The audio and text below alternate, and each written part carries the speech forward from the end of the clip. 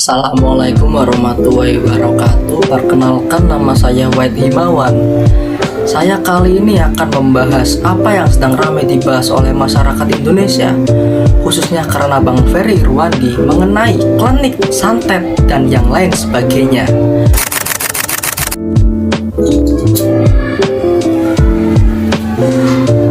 Santet, klinik, dan yang lain sebagainya itu sudah eksis di Indonesia semenjak zaman-zaman kerajaan. Tapi apakah di zaman sekarang masih ada santet, klinik, dan yang lain sebagainya? Saya kira tidak ada. Semua itu bisa dijelaskan dengan teknologi dan logika. Oke, sebelumnya kita telisik dulu bagaimana penyebaran santet di Indonesia dan apa saja sih santet-santet itu. Oke, kali ini saya akan mencoba untuk mengedukasi masyarakat Indonesia mengenai hal-hal tersebut. Sejarah santet sendiri itu masih erat kaitannya dengan kepercayaan leluhur. Banyak dari masyarakat Indonesia yang masih melakukan praktek santet, teluh, dan yang lainnya itu masih ramai sekali. Apalagi rata-rata orang yang percaya dengan santet itu kelas menengah ke bawah. Kenapa? Iya, lagi-lagi karena masalah ekonomi. Praktek santet di Indonesia itu sudah eksis dari zaman kerajaan, seperti yang ditemukan pada dokumen di Sunda dengan nama dokumen Sanghyang Siksa Kandang Karesian. Namun, apakah praktek santet itu masih ada hingga sekarang? Ataukah itu hanya logika mistika yang bisa dijelaskan dengan saintifik? Kita akan breakdown satu persatu. Oke, kita breakdown satu persatu apa itu mengenai santet, teluh, dan yang lainnya. Santet atau teluh adalah suatu kepercayaan yang sudah mendarah daging di masyarakat Indonesia, apalagi kalangan masyarakat menengah ke bawah. Kenapa rakyat Indonesia masih percaya dengan hal-hal seperti teluh, santet, dan yang lainnya? Oke, di sini saya akan mencoba untuk mengedukasi mereka Pak tentang apa itu sih santet, teluh, dan yang lain sebagainya. Gini, saya pernah ada contoh satu. Kalian tahu efek pelaris? Ya, efek pelaris itu sebenarnya bisa dijelaskan loh secara logika. Logikanya gini, kalian pasti pernah mendengar kalau kalian beli makanan untuk makan di tempat atau di resto itu akan terasa enak, sedangkan ketika dibawa pulang makanan tersebut akan terasa tidak enak. Itu sebenarnya sangat simpel sekali teman-teman untuk dijelaskan. Lagi-lagi karena makanan itu lebih enak disajikan ketika panas atau ketika baru masak, sedangkan kalau kita dibawa pulang makanan tersebut akan menjadi dingin.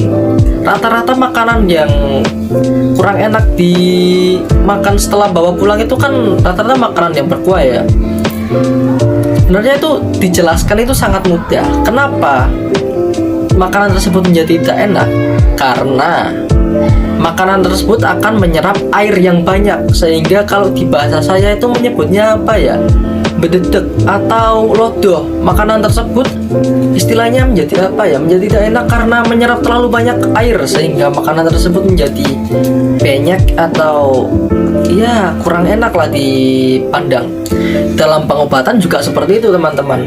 Rata-rata orang-orang yang ke dukun atau ke praktisi ilmu pintar, mereka dukun-dukun itu akan memberikan pasien tersebut air, lalu dukun akan membacakan mantra.